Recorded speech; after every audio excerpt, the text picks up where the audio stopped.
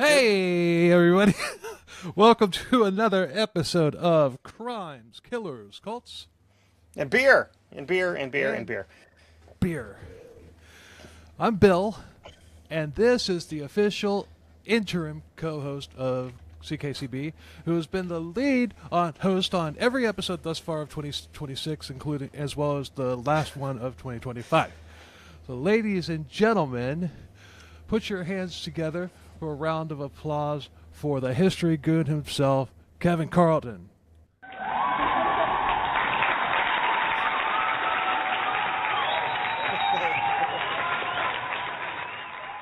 What's going on, Kevin? Oh, you know what? I gotta start this off by saying something, man. I think I finally made it. I think I finally hit the big time. I don't know if you saw my post earlier or not. Which one? I've seen several. I had a YouTube video blocked by a literal billion-dollar company. Oh, yeah, I did see that. Yeah, my New Jack episode got blocked on YouTube by fucking WWE because I used a 4-second clip of a video from ECW, which they actually own. It's a 4-second clip of two guys falling off a scaffold with no sound, with me talking over top of it, and they went, "Nah, that's not going to work for me." Damn. So now I get to do a YouTube exclusive episode tomorrow to replace it. Hooray. Hey, we could cover Vince McMahon on CKCB at some point. Oh, Jesus. We'd be here for a month, man. Just kidding. Love you, Vince. Eh. Well, actually, it's not even his company anymore, so love you, Linda. No, all the UFC guys bought it, but I can definitely bring you wrestlers if you want some. You want a pro wrestler in true crime. It's funny that you say that because I got a email today actually asking me. It was from this upstart, the startup league, and it was asking me if I wanted to collab, basically. And I'm thinking that this is probably some local dude, and if that was the case, I would be like, hell yeah, I'm gonna I would have come up with some sort of thing that we could do so that we could integrate and everything. I could do events with them and stuff. I've wanted to do live events the entire time that I've done this. But then I could okay, well, let me, because he didn't say where he's from, so I Googled the name of it. Ontario. Oh, God. Yeah, that's a little bit of a drive. Yeah, so. Yeah. Unless you got in Ontario, Florida. No. I appreciate the offer, sir. I do. But, Oh. But yeah, Walking this in is the circles. first episode of 2026 that I've been the lead narrator on. So right out of the gate, I might be a little rusty. Anyway, this is a 2-part episode. It's one that I have had written since September. I was saving it for Sandra once everything smoothed out with me, but that took a lot longer than I was expecting. And unfortunately, Sandra's not able to do the show anymore. Now you're stuck with me. But, I tried to do this with you one time. This episode, I tried to do it back in September. Yeah, we did, didn't we? Yeah, but that one got cut short. It was going just fine, but it got cut short due to unforeseen circumstances. So, since Kevin here has been gracious enough to help me keep CKCB afloat by telling us a bunch of horrible stories, I figured I'd return the favor by telling him a very horrible story as well. So tonight we're covering the dating game killer Rodney Alcala. Like, full disclosure, before we started recording, you were doing a computer update, and I hopped on, and you sent me the thing like, "Oh, updating the computer." Okay, cool. So I'm over here doing research about emus. For something completely unrelated, I promise. And I happened to move my mouse, and I saw the picture, and I went, "Oh, no." Like, this is going to suck, isn't it? Yeah. So, anyway, ready to get started? I have no ado, do you? What's that? I have no ado, do you? I think Not we already... I think it's all done. Yeah, I think we already did all of our ado. I believe so. Yeah, I'm back, folks. At this point in time, it's just delaying the inevitable of talking about this scumbag. So, Rodney James Alcala, born Rodrigo Jaquez Alcala, was born August 23rd in I'm guessing it's 63, but I have written here 93. God, I hope it's 63. 73, 83. No, it was probably 53. Oh, yeah, okay, that one would make sense, too. Yeah. Like, 93 okay. is like... He was not born in 1993, according to, like I have in my notes here. So, yeah, we're off to a great start. But he was born in San Antonio, Texas. He killed 8 to 9 people confirmed, but his body count could be up to 130. That's a lot, but It maybe. could be. It's a possibility. That's. But we'll get to that. So, like I like to say on this show, we haven't done it in a while. Put a knife in that. 1953 in San Antonio, Texas. He killed 8 to 9 people. I already said that. His killing spree lasted from 1968 to 1979. Alcala. I didn't realize it was that long. Well, it's because his spree. Oh, put a knife in that. He was also a convicted sex offender who enticed victims claiming to be a professional photographer. And when he was caught, he had more than 1,000 photos of women and both teenage boys and girls, many of which were nude and in sexual poses. And that's the thing with like being like, oh, I'm a professional photographer. How do you prove they're not? How do you not just be like, no, you're just some dickhead with a camera? You can't. It's not like he's got like an ID for it or something. Unless he's got a business card, but... Business card, secret handshake, something. Yeah. But it's also unknown whether, however many of these people were actual murder or rape victims of Rodney Alcala. He was also a sadist. He liked to... No. Nah. That guy? Nah. He liked to strangle victims until they lost consciousness and then repeat the process when they woke up. He'd do this multiple times until he just got bored with them and finally finished them off. Good guy. Good guy. Really. Douche. His 15 minutes of fame were as a contestant on The Dating Game in 1978. And this was actually during his murder spree. And the audio of that is so fucking off-putting, too. Oh, I know. It's that's coming in part 2, so I've got time to figure out exactly what I'm going to do with it, but I'm going to do something. Don't do video. Don't do video, because YouTube will send someone to your house to have you assassinated. No, I'll do something. I mean, maybe we could do a little script or whatever, and you be Rodney and I'll be the girl, and it would sound like a Monty Python skit or something. It'd be way more fun when we do it instead of him. Oh, yeah. Sucks. But he's also compared to Ted Bundy due to his charm and his good looks. I don't think he's all that good looking. See, I don't get that. He looks like Richard Ramirez. He does. Yeah. He's like Richard Ramirez without the drug abuse. Right. He doesn't have the sunken in face like. Right. Like Ricky Ramirez if he's had a couple of fucking cheeseburgers. He's eating good. And it's funny because I think we compared somebody else recently on one of the episodes that you hosted to looking like Richard Ramirez. I think we did. I can't remember which one it was, to be honest with you. I know we did Israel Keys in the Ted Bundy comparison there because he was actually wicked smart, and he drew a lot of inspiration from him. But did we talk about somebody that looked like him? I think we did talk about somebody that looked like Richard Ramirez, but oh well, it's not important. Oh, you know what it was? We were talking about bad childhoods on the Oscar De La Wanger episode. History Goon. Plug my show quick. And we were talking about the nature versus nurture thing, and how that's right. We don't know if he had a bad childhood, but Richard Ramirez did, and watched his cousin kill his wife or whatever, and the dirty wanker. Yeah. Yes. Rodney Alcala was born August 23rd, 1943. Not 53, 43, in San Antonio, Texas, where he was the third of 4 kids. His parents were a Mexican couple, Raul Alcala Bacor and Ana Maria Gutierrez. Okay, that makes sense. And I can't believe I got through those names without butchering them. Those ones weren't bad. I've definitely, you'll definitely come across worse. Oh, I have. But Have you listened to my show? Yeah.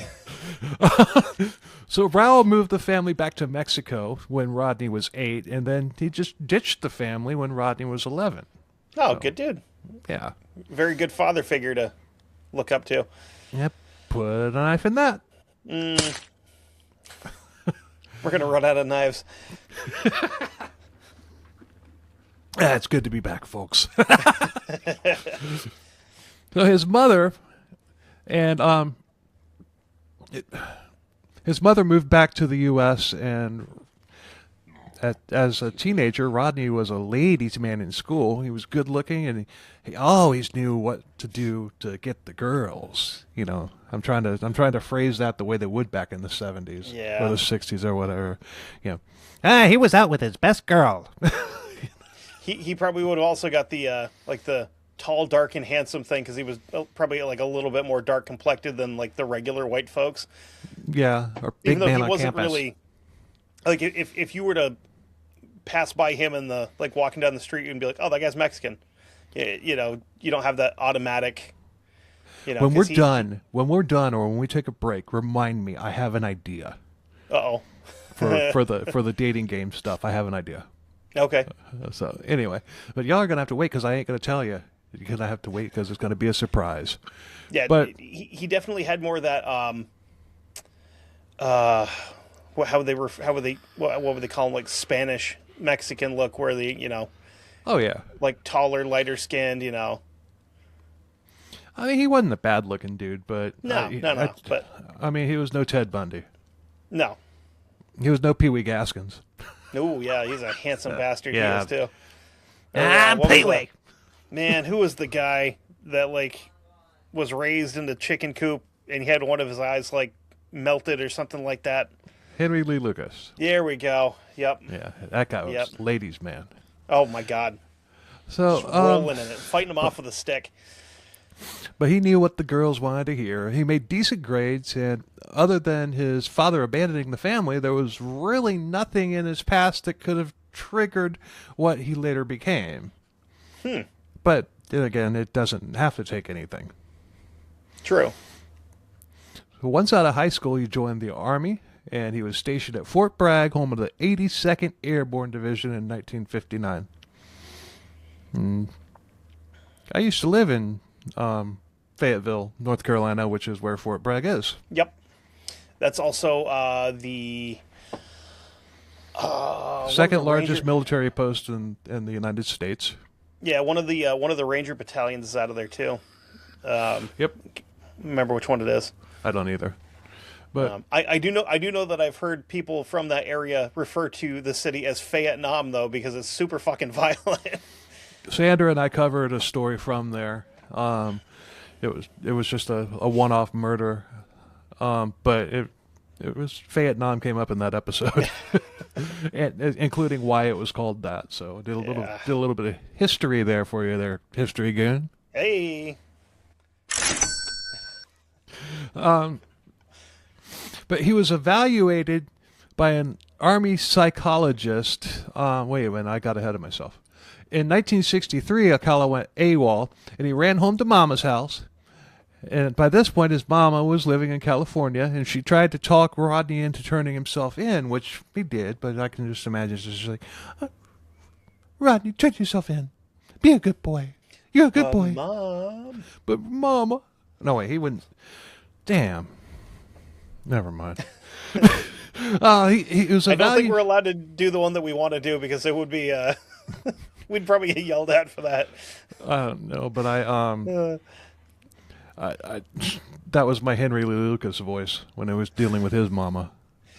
That Bobby Boucher thing going on. Well, it wasn't far off. But he was evaluated by an Army psychologist who deemed him suffering from a nervous breakdown. And he also had antisocial personality disorder. That one tracks. But he has also had an IQ of 135. Oh, yeah, that's bad. Yeah, that's smart. Bad. That's a smart motherfucker. You shouldn't be that mentally broken and that smart at the same time. That's a bad Yeah, because no combination. good could come of that. No, no, that's how supervillains are made, Bill. Either supervillains or lawyers. Can you imagine if Rodney Alcala and Ted Bundy put together a law firm? Oh my God, they would have been unstoppable. Oh boy, or if they ran for public office like one of them tried to. Sweet Jesus, could you imagine a president vice president combo of serial killer? That was the early 2000s, but no, never mind. I got another idea. Part 2's going to be fun, y'all. A second child has hit the tower. Oh, God. But the breakdown started around the time that his father died. So we've got coping issues, daddy issues here. We've got probably a little bit of abandonment issues as well. Yeah. So Alcala was discharged from the Army. He then went back home and he enrolled in UCLA, and he graduated from the College of Fine Arts. There, he learned photography. UCLA for fine. Would that be Berkeley? UCLA. Just UCLA. Okay, because I know Berkeley is part of that too. I thought the fine arts program was Berkeley, but maybe I'm wrong. Well, the note said UCLA, so. Oh, okay. So yeah, Berkeley may not have been rolled into UCLA at that point in time yet. I don't know. I don't know either. I didn't go to one, so I couldn't tell you. But there he learned photography. And this wasn't like some of these chucklehead serial killers with a Polaroid camera. He learned how to use a SLR. Oh, yeah, he's got the good stuff. Film and developing dark rooms, all that good stuff. Yeah. Back the 8 millimeter, I think, probably, or... Yeah. No, 8 millimeter was film, and then 35 millimeter was for cameras, right? 35, yeah. It's been so long since I've even touched a camera since I started wearing glasses.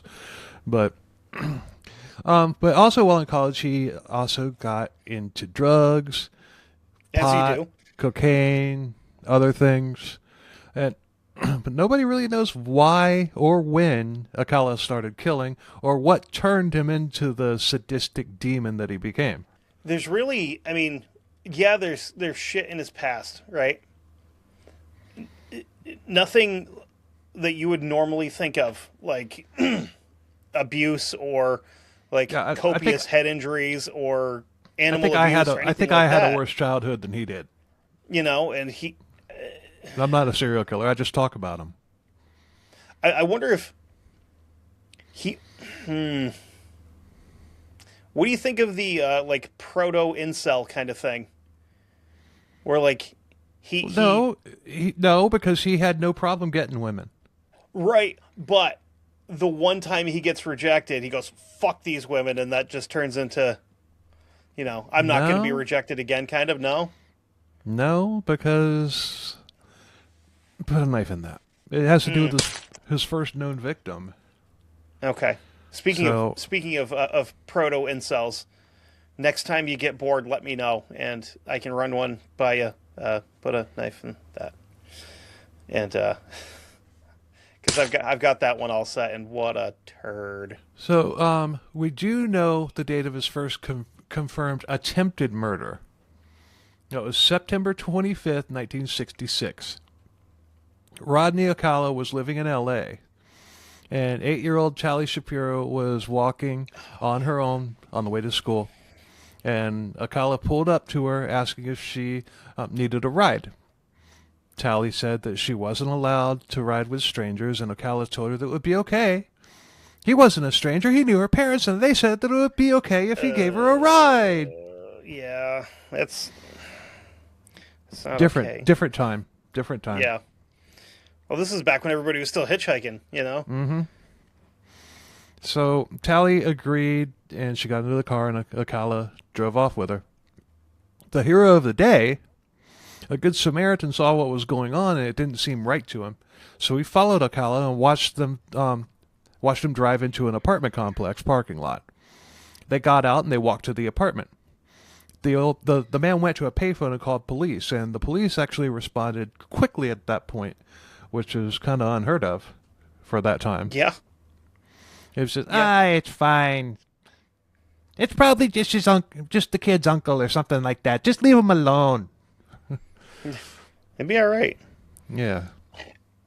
But Officer Chris Camacho, badass, the second hero of the day, noticed that Akala's car had no license plates on it. So, dumbass. I mean, listen, like Chris Camacho sounds like a featherweight boxer who's like not very big, but he's fast and he'd like knock the shit out of you. Yeah. That's a boxer name. Like usually with Latin names, I'm like, what position would this guy play in baseball? No, that's a boxer name. That's Definitely a boxer name. Yep. And, I think it may have said, I think.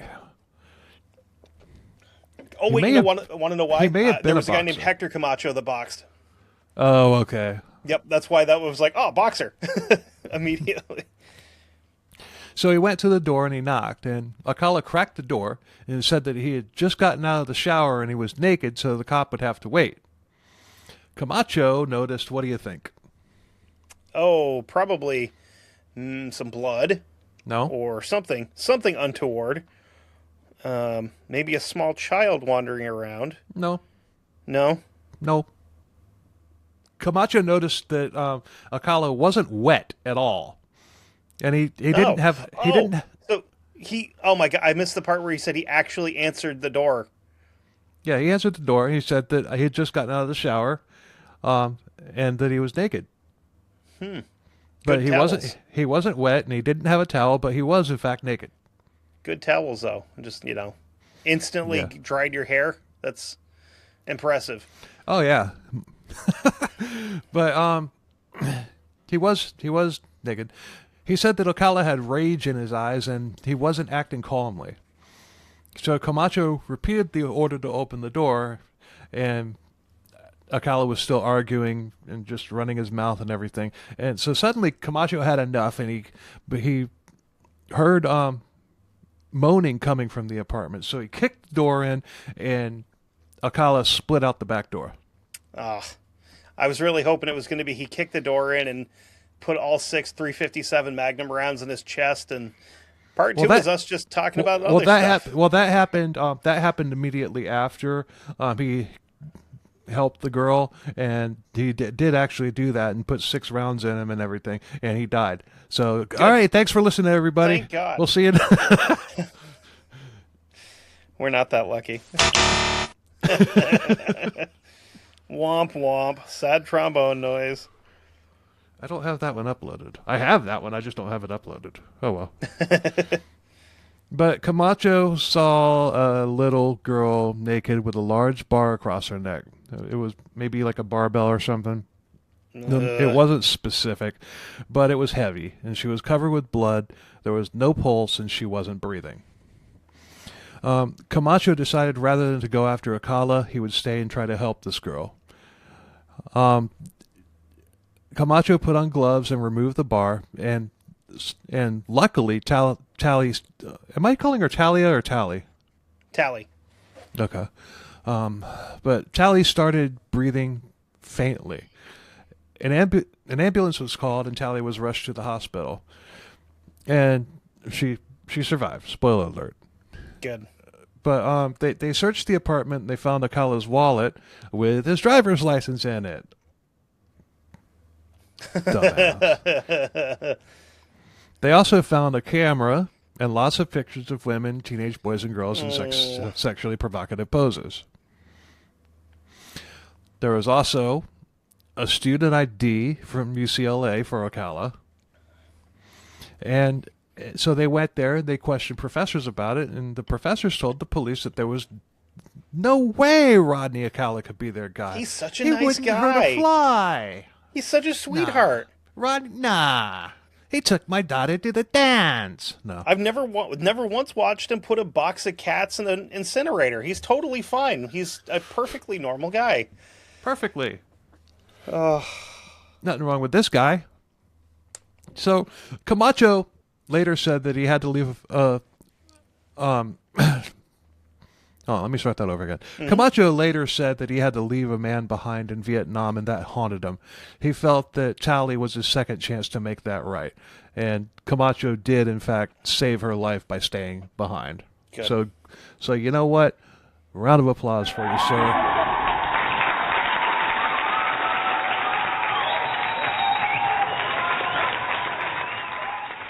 I need to shorten that, don't I? But to play devil's advocate, if he had just chased this guy and shot him in the street like a dog, he would have saved a bunch of lives. I understand what he did. The needs of the one outweigh the needs of the many. Yeah. Yep. No, I definitely see. Like, as a dad, I see where he's coming from there. Yeah. Because then you want to go a different direction with that one on history. You have one death is a tragedy, a million is a statistic. True, but still, I'm glad that was Talia. The big mustache man from World War II, not the little mustache man. I'm glad that Tally survived. Yeah, because I know a little bit about this case. And I'm pretty. Doesn't she come back later on? Yeah. Yeah. Tally recovered, but she didn't really remember much. She remembered the events leading up to her entering the apartment. Apparently, Rodney had a poster that he wanted to show her, and that was it. That. Oh my God. But he probably mentioned the poster after she was already in the car. Come on, I'll show you this poster. And you can't really make fun of that because, I mean, there was the Moors murders over in London or England and everything. The way that couple, Myra and I lost my glove in the field. I lost my glove. Let me. Would you help me come find the glove? So I mean, kids, they don't know any better. They don't know that people are douchebags. Come out to this swamp where you're, stay off the moors, stick to the roads, but instead we're going to do the exact opposite. And, there's something scarier than werewolves out here. Yeah. God, that's such a good movie. But still, Rodney was gone. And despite all sorts of APBs, talking to his mother and anybody who knew him, but he was gone. Now, does any of this sound like a first attempt to you? Absolutely not. Me either. It sounds like a first failure. Doesn't sound like a first attempt. Yeah. My thoughts do. But Alcala was placed on the FBI's most wanted list, and after that he went to New York City after raping and trying to kill Tally. He took on the first of several aliases, John Berger.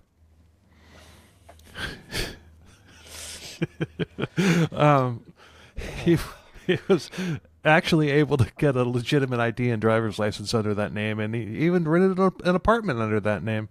I really hope he spelled it the wrong way, though. Berger. Okay, that's too bad. I was hoping it was going to be, Burger. John Berger. John Berger. What the fuck's a John Berger? But he was, he didn't pronounce it Berger. He pronounced it Burger. Right. Yeah. Yeah, I was kind of hoping for the other one, but, beggars can't be choosers, I guess. Yeah. So he was living in Greenwich Village with the hippies, and he fit right in with them. Of course. He also went to NYU's film school, and he made friends easily there. He was a really popular guy. Yeah, he had a camera with him wherever he went. He would line up photo shoots with a lot of the women that he saw. Hey there, I'm a photographer. See, you want to come over and... It's weird. I always felt like, I know he wasn't, but I always felt like when he was in college, he was in his 40s, Like that guy that would just, roll up and be, hello, my fellow kids, what's up? That kind of guy. Yeah. Where he doesn't really know how to be, not sure how to be a human.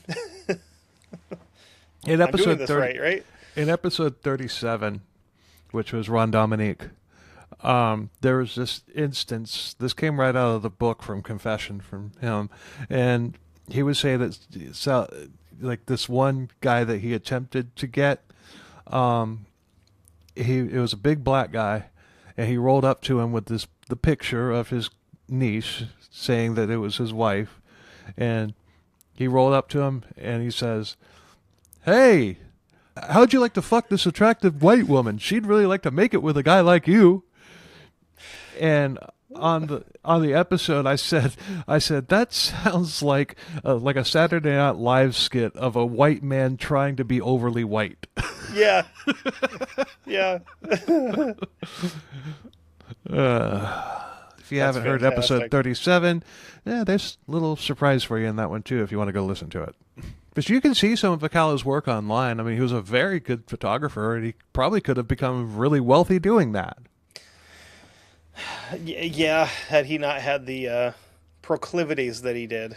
Right. That kept him from focusing on his work. But there's just something about someone with an expensive camera.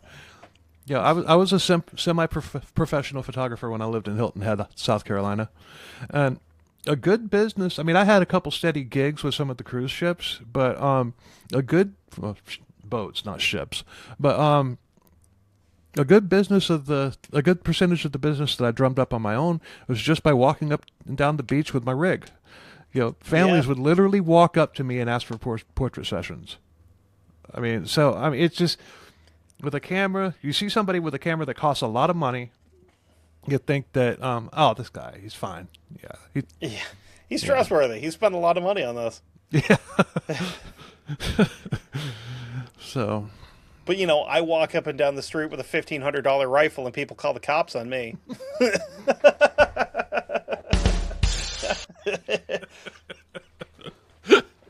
I'm trustworthy. I spent a bunch of money on it. That was a joke. In case my handler's listening. And if he is listening, damn it, get me on that network. Shit. Oh, no. I meant my handler in Washington, D.C. Oh. I thought you meant Op. What's up, Op? My NSA guy. The one that makes sure I can't get on an airplane. So, June 24th, 1971, Alcala meets a TWA flight student named Cornelia Crilly. She was gorgeous. She had just moved into a brand new place in New York City, and she was excited about it. And she bumped into Alcala, and they started talking. And she was moving boxes in, and he offered to help. Of course he did. Of course, because he's a nice guy. Yeah. Her boyfriend showed up later, and he knocked on the door, but there was no answer. He called the police, and they came out there, and there were no signs of forced entry. She just wasn't there. A cop entered through the bedroom window, and he found Cornelia gagged, bruised, and bloody.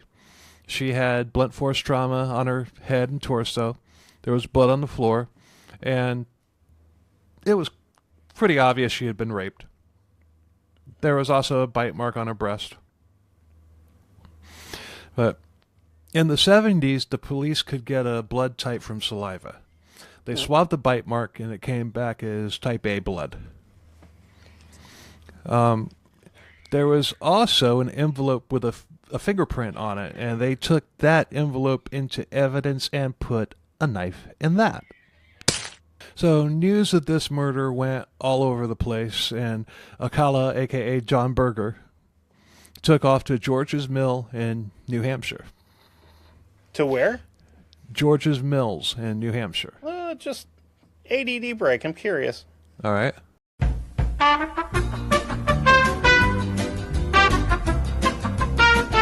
Oh, okay. Neat. So, from where I sit right now, that's an hour and 30 minutes. It's a small town just outside of Sunapee, New Hampshire, which is not too far out of Newport, New Hampshire.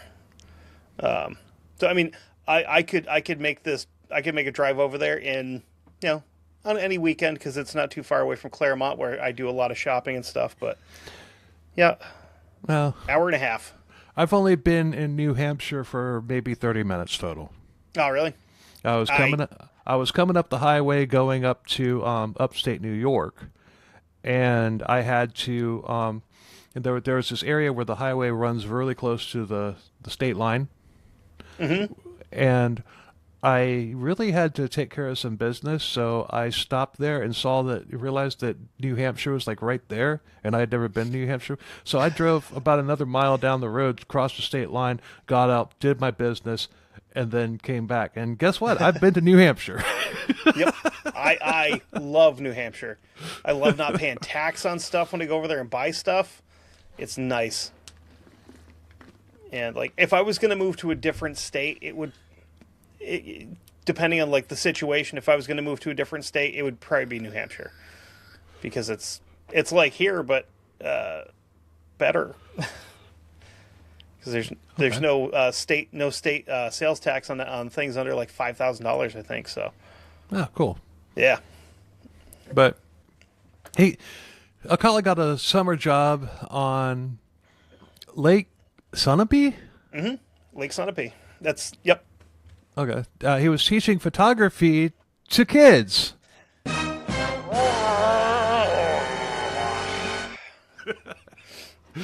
Not just kids in general. This was a teenage girls camp. Oh, for fuck's sake. It's like they custom tailored this to a rapist. And he was actually dating the camp owner's teenage daughter. All right, I'm going to go to bed now. I'm going to go bleach my brain and go to sleep. Jesus. He was there so he could figure out exactly how to make teenage girls feel comfortable around him.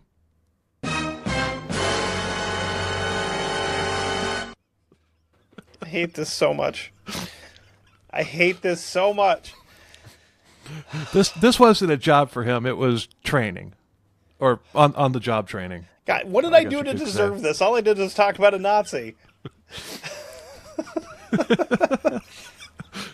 Who was worse, by the way, I might add. Well, yeah, it doesn't take it takes a lot to be worse than that guy. Yeah. I mean, Satan would be right up there, but yeah. You know. Episode 164. Oscar Derlewanger. Dirty Wanker. But fuck. This guy, I hate him already so much. So, in 1971, August 1971, a couple camp girls went into town. They went to the post office there, and they were looking at the wanted posters that were hanging on the wall because, do they still do that? I don't go into the post office enough to know. I don't know either. I know they have a picture of the president up there, but I don't know if they still do the most wanted thing or not. I don't know. But Rodney Alcala was one of the pictures for what he had done to Tally Shapiro. The girls couldn't believe it. It couldn't be Mr. Berger. He's such a nice guy. Mm-hmm. But they reported it.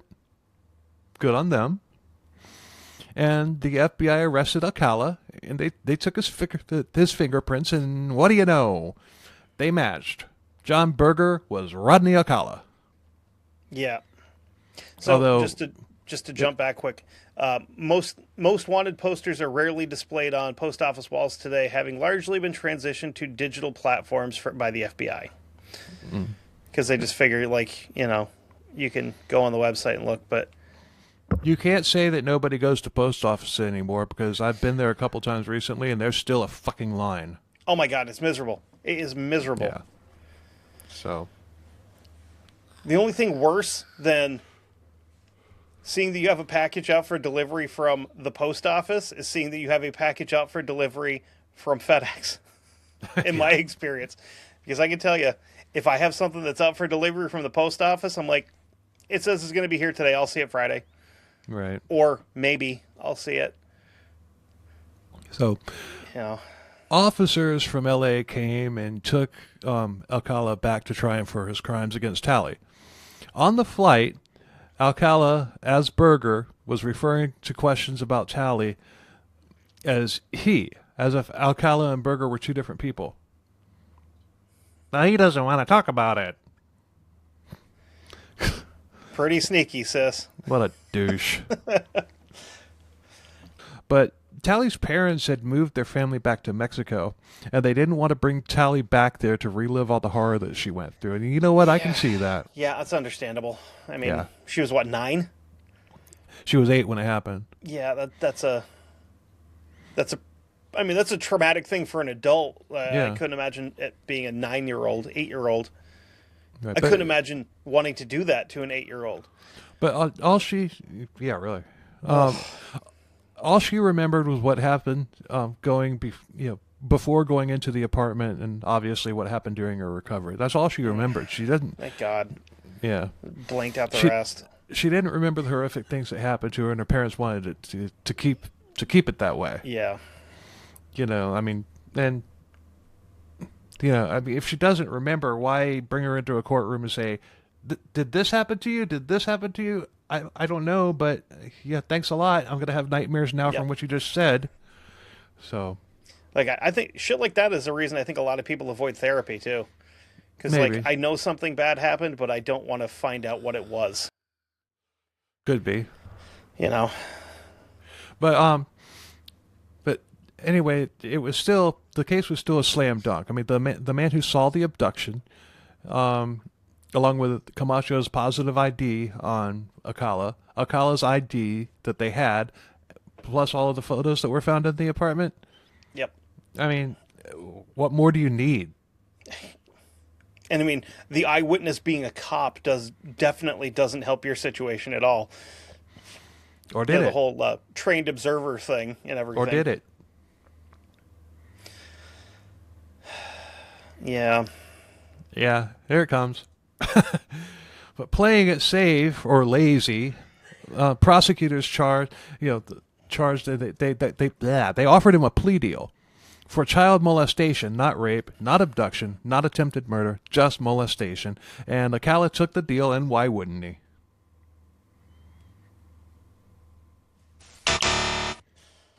Yeah. Okay. He had to register as a sex offender, and he was sentenced to I have to tell my neighbors when I move. 1 to 100 years in prison, meaning caseworkers would decide if he could be released or not. Caseworkers who wouldn't know about the abduction, the rape, or the attempted murder of Tally. Yep. So, of course, Alcala took the deal. Yep. All they know is he's a child molester. They don't know that. They don't know that he's a freaking monster. The episode during the Canada binge about the crazy Canadian cult, which has actually had part 2 and part 3, because 2 survivors from that have come on the show since then. But I made up a new term for caseworkers because of what they were doing in investigations of that cult, and I came up with case worseners. Yeah. I mean, it's a very similar situation with what a lot of cities are trying to do, where they want to have like social workers respond to people instead of the police. Right. In a situation, it's like, sounds like a really good way to get somebody hurt. Yeah. I could see the caseworker thing being okay if you give them all of the actual information. Yeah, everything. Not just what's publicly available.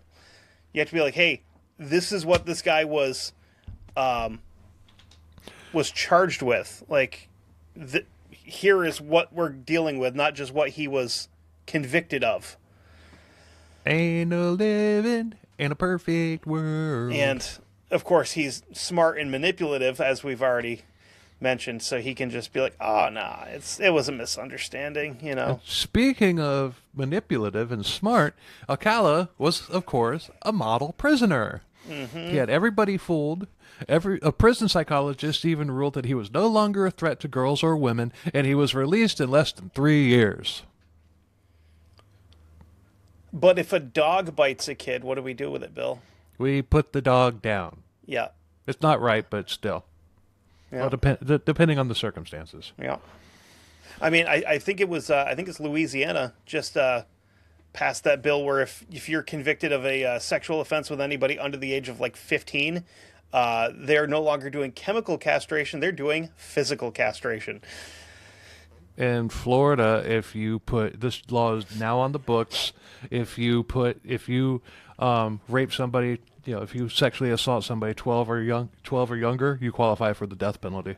Fuck yeah, I like that. Damn right. I like that. But why stop at 12? Yeah. I'd be in favor of upping that age limit. Yeah. But October 7th, here we go. Good to be back, folks. I missed you guys. I missed the big chair, too. He was sitting in my chair for over a month now. Damn. You know what's crazy is of course, because my life is falling apart in my chair that I've had for 5 years now. Like, every time I come up, I have to put it back up because the friggin' piston's dying in it. I'm like, of course, because... You mean like this? Yeah. Yeah. I noticed that when I was recording, when we were doing the Durlawanger episode, I was down here, I'm like, what the fuck? Hold on. There we go. When I was in the old studio, and Todd was still with us, I was doing something, and my chair just broke, and I fell freaking backwards. And then my dumbass, I got up and I put it back together, and I pushed on it a little bit, and it seemed fine. I sat back down and right back over again.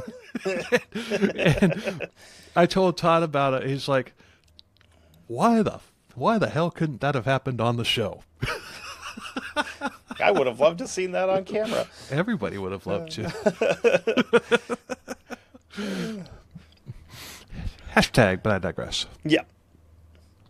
On October 16th, 1974, on Huntington Beach, California, just 2 months after being released, Alcala picked up a 13-year-old girl. He offered her a ride to school. Wait, though. He's not a threat to women or girls anymore, I thought. It's got to be the wrong guy. Were they wrong? Did they get this wrong? Couldn't have. Police in California in the 70s getting it wrong? Couldn't no, be. I don't buy it. This is propaganda. Yeah, it is. Free hat. If you know, you know. But she agreed, and they drove right to the school, and then take a guess. Oh, I mean, do we have to? I think we know exactly what happens. He wants to show her a poster or something. No, they drove to the school, and then what? Oh, then he just assaulted the dog shit out of her, I bet. No, he kept driving. Oh, that's good at least. The girl started yelling and trying to get out of the car. I was trying to give it to you, man. I was like, damn. But she started yelling. I'm not optimistic enough to think he just kept driving. But she started yelling and trying to get out of the car, and Alcala grabbed her and held on to her until they got into the mountains above the beach. He pulled her out of the car and was offering her weed, and the girl wanted no part of it. A park ranger found them, and the girl told him that Alcala had kidnapped her, and he told the ranger that she just wanted to smoke with him and that she was lying. Well, say, officer, she just tried to bum weed off of me, dumb bitch. Why am I using the kids? Get out of here! Why was I using Pee Wee Gaskins? Damn. Same person. Yeah. Personality-wise, same person. But so both Rodney and the girl were arrested, although the girl was released to her parents, and it was clear that she hadn't done anything wrong. Yeah, she was saying, "I don't want the weed. I don't want to be here with you. Leave me the fuck alone." So Alcala was charged with supplying a minor with drugs and breaching parole. And you know what's sad? If they had caught him with weed, if they'd caught him with like a nugget of weed the size of your thumbnail, he would have spent more time in jail than he did for raping and trying to murder a little girl. Yeah. Especially in California back then. I am a friend of the weed. I am. I can't do it because I have a CDL. But right. Yeah, no, I don't have a problem with it. I'm just saying that the way that we treat it as a drug is insane. It's ridiculous. The fact that it's just as illegal as heroin or cocaine or fentanyl or methamphetamine when it's weed. It grows naturally. Well, it's practically legal in Florida. Practically. I mean, it's legal. It's legal here. They just need to get it done at a federal level so that we can just get it over with and stop pretending it's dangerous. But but Rodney was a registered sex offender, so that meant that he wasn't supposed to be using drugs either. Mm-hmm. So he was sent back to prison, but he was only sentenced for a violation of parole. Nothing else. So he's what, like 90 days? Something like that. And less than 3 years later, he was Less than 3 years later, he was released again. After not even 3 months of freedom, as a sex offender, once again kidnapped a girl to the shock of apparently everybody. Yeah. But he's rehabilitated. He's such a good guy. Yeah. I mean, back then, the psychologist said that he wasn't a threat to women anymore. Yeah. And look at him. He's got great hair. Yeah. I mean, he wouldn't do that, would he? No, not Rodney. So, June 1977, Alcala's out, but on parole, and he told his probation officer that he wanted to visit his brother in New York. No. No. You mean the place we arrested you? No. Take a guess where his brother's career was. Oh, he's a photographer. No. No? Oh, we know was his brother a cop? Mm-mm. What was he? He was a colonel at West Point and an instructor there. Damn. Like his actual brother was an instructor at West Point? Yeah. Okay. Well, I mean, I guess the whole family's not fuck ups. But... Right. So, the probation officer agreed, and with that, a sex offender who's also a flight risk flew from L.A. to New York with the blessing of his parole officer, and I honestly didn't think that the Pinky Promise Release Program would show up in this case, but here we are. And those of you who are not familiar with the Pinky Promise Release Program is exactly what I just described, where the inmate wants out, and he says, I'll come back, I promise. All right. Give me a little pinky swear. Give me a little pinky swear. And he says, all right, I'll be back. And then, of course, he doesn't show back up. Surprised nobody. Other than, there's only one person that I've covered that actually did honor the Pinky Promise Release Program, and that was Carl Panzram.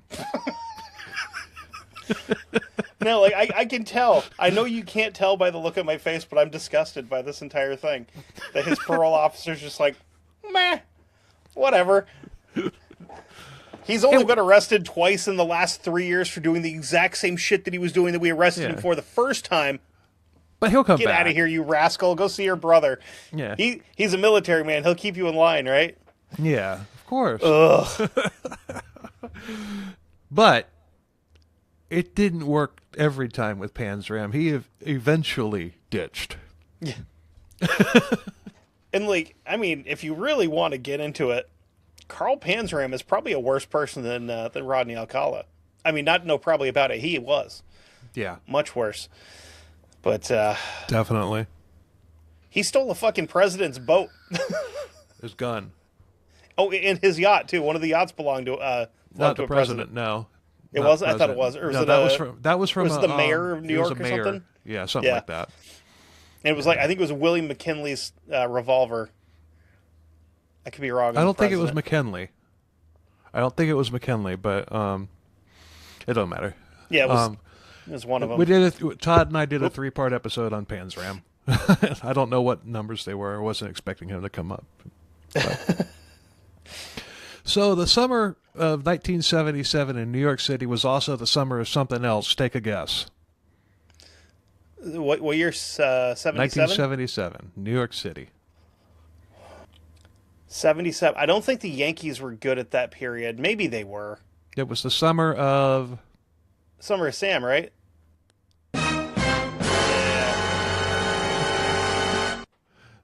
Yeah, the summer of Sam. David Berkowitz, a.k.a. Son of Sam, he was taking orders from a dog who was not a good boy. he had all the pretty-haired dark women, pretty dark-haired women in New York City terrified because he was just shooting people at random, not to mention the 25-hour-long blackout in New York City. There was looting and arson during the outage, and thankfully Berkowitz didn't take advantage of the outage as far as we know. Yeah. He was probably too chicken shit to go out during the riots and stuff like that. The dog said not to go out when there's no electricity. Right. Also, I was way wrong. The Yankees won their 21st World Series in 1977. Baseball. And any Yankees fan will remind you that they've got 29 and they haven't won one in 20 fucking years. But I digress. By the way, congratulations to Patriots fans. I mean, all the second graders that hadn't seen their team in a Super Bowl, they're finally going to get to see their team in a Super Bowl. You know what? Hey, listen. At least it's not the Chiefs. True. We don't have to see Taylor Swift at another Super Bowl this year. You guys do a total freaking rebuild. You lose your Hall of Fame quarterback. You lose your Hall of Fame coach. Completely rebuilt the team from ground up. In 7 years, you're back in the Super Bowl. Yep. Miami's been rebuilding since 1986. But we're also about to break another record if we beat the Seahawks. We'll have the first player to win a Super Bowl as a player for the franchise and then win one as a coach for the franchise. True. So that's true. Mike Vrabel's pretty awesome. Yeah. I mean, he was a fucking terrifying linebacker too. Yeah, he was. Then they moved him up to like defensive end and he got even worse. Go Seahawks. Because they're like, oh shit, this dude's fast and strong. Go Seahawks. I don't care. I mean, I really don't care, honestly, but it's like, I wouldn't mind seeing the Steelers go to another one, but I would. They're going to be rebuilding for a little bit now because Aaron Rodgers is 72 years old and they just got rid of Mike Tomlin and then hired the coach from Buffalo. No, from Green Bay. Oh, okay. Oh, that's bad. But Berkowitz, but I digress. But Berkowitz, he did kill a couple of weeks before and a couple of weeks after the blackout. And I haven't covered Berkowitz yet. I'm not really missing much. Like, I don't know. When it comes to serial killers, he's not like in my like top 20 of like I want to listen to this guy. Unless you start reading his letters, because he was just such a weirdo. Well, that's part of the story, though. That's the allure. That's what. Oh no, I mean like the letters he wrote when he was in prison. Yeah, that's part of the story. Oh god, they're so lame. Add to the mix that another rising serial killer had just touched down, but at this point, officially, as far as anybody knew, Alcala hadn't killed anyone, but realistically, he'd already killed at least one person. Yeah. The first, Cornelia Crilly. Yeah, and I feel like he started off more as like a rapist, and then maybe he accidentally killed a couple of people and was like, well, Cornelia Crilly. That was officially his first one. Right. And I think that one was probably accidental, and then the next time that happened, you don't think so? Nah.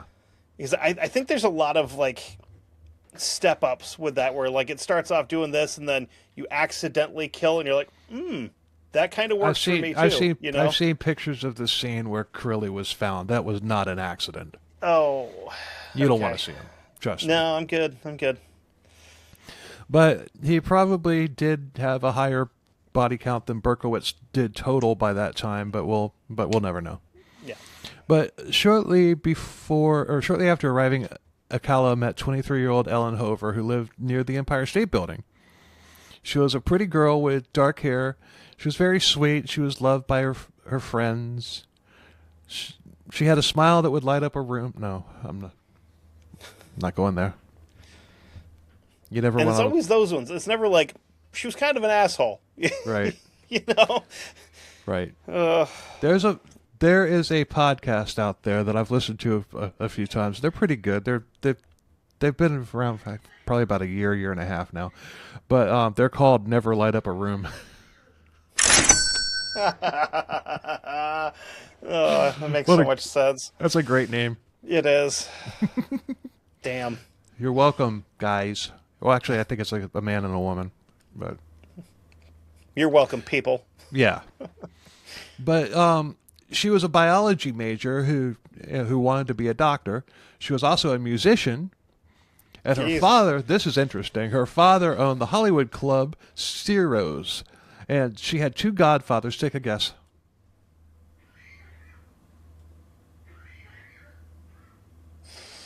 Frank Sinatra and Dean Martin. I wasn't expecting you to get that. No, it's a nightclub in New York in the 70s. They are involved with that. They're either owners or have spent so much money there they may as well be owners. Yeah, you got that right on the head. It was both of them. They were both godfather to Ellen. So, yeah, she was connected. I mean, especially as a musician. And that's risky territory to run into because, I mean, believe it or not, Frank Sinatra kind of knew some guys in the mob that probably would have dispersed him into several different rivers. Oh, easily. Yeah. Yeah. Ellen met Alcala by chance a couple of days before the outage. She had a photo shoot scheduled with him the day after the outage, July 15th. Maybe that's why he didn't go out prowling during the outage, because he already had something planned for the next day. And he was probably sitting there thinking, I hope this is over with by the time that, by the time I got my photo shoot tomorrow. Yeah, I don't have to go grocery shopping. I door dashed.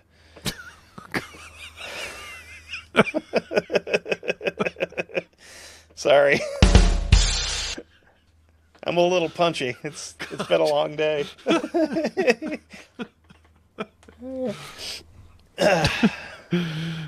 Oh, God. It wasn't me.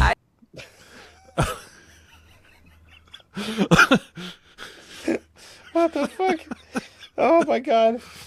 It was that him. popped me. I didn't see Shaggy being involved with this. So Alcala went to pick Ellen up, and a neighbor saw him and pointed him to her apartment. Yeah, she lives right up there. So that night, unfortunately, Ellen didn't call her parents, and that was something unusual because she would call her parents every single night, every single night ever since she left the nest. But the next day, her parents called the police to do a welfare check, and she wasn't at her apartment. Nothing was messed up. Nothing was missing. But she had a calendar, and on the calendar was the date July 15th. She had written John Berger, photographer. So he went back to the identity that he was arrested under. Right. Because he was, I mean, not really, because he was technically 2 different people, obviously. You have West Coast Rodney and East Coast John.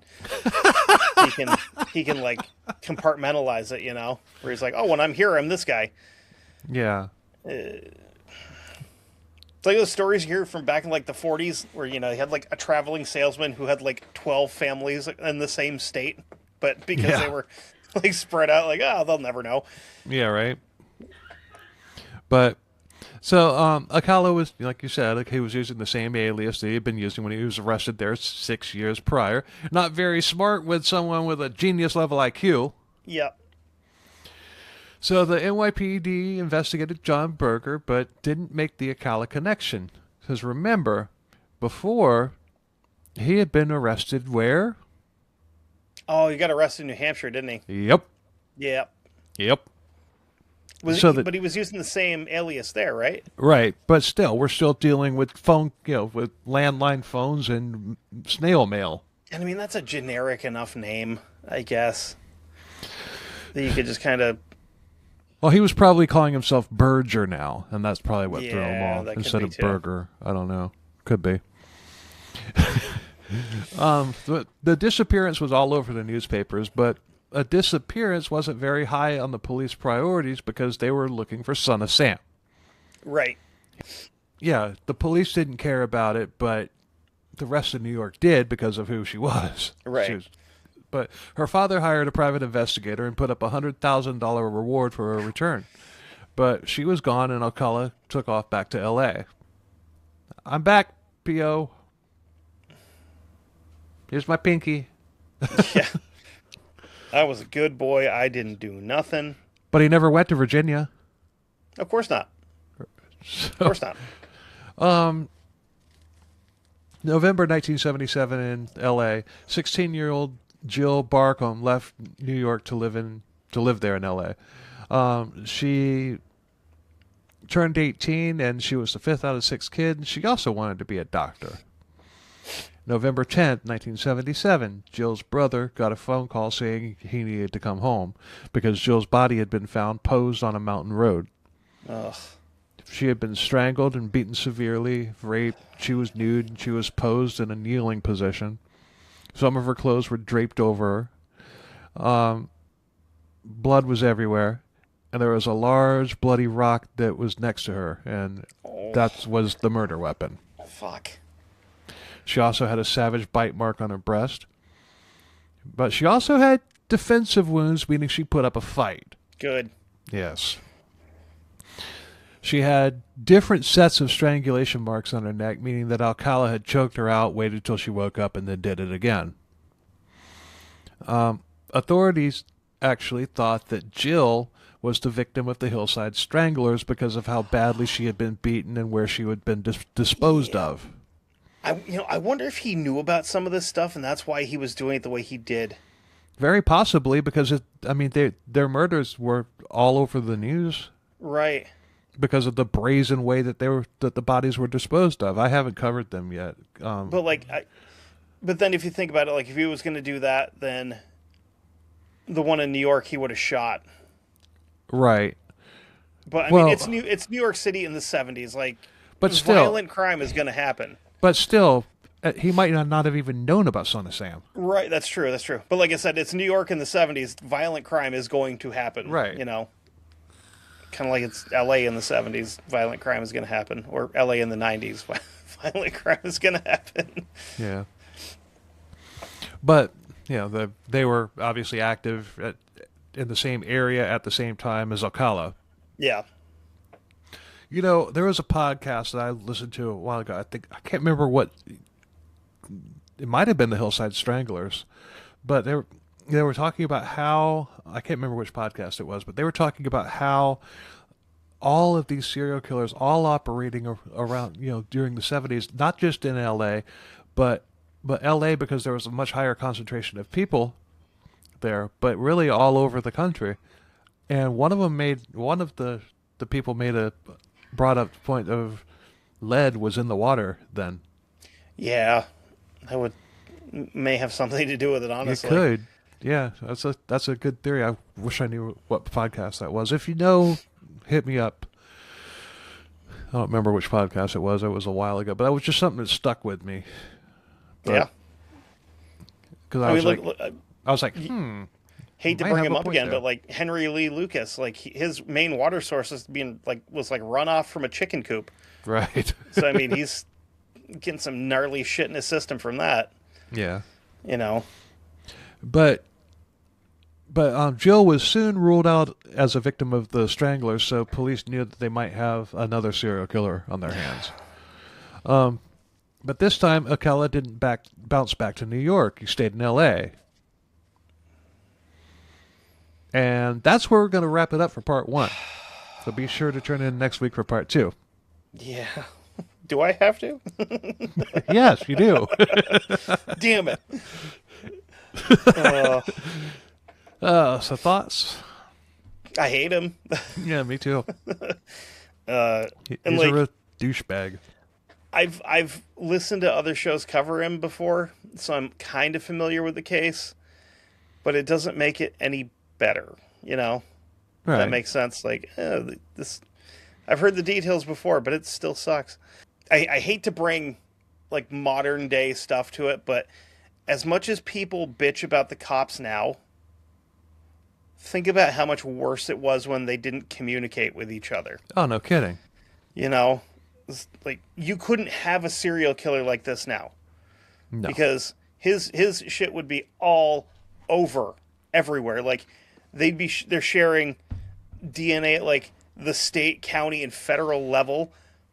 You couldn't have a serial not only killer that, get away with this. if you tried to grab somebody off the street, somebody's going to flip phone activate and and get it, and Between everybody walking around with a camera in their pocket, and then all the CCTV cameras on everything, you could never have somebody get away with it like this. At least not here. No, not a less developed country, absolutely, but here, not a chance. not if you're so much. If you even kill somebody now, you're going to get caught. Yep. There is a 99.8 Not necessarily prosecuted, but you're going to get caught. Yeah, you're 99.8% chance you're going to get caught.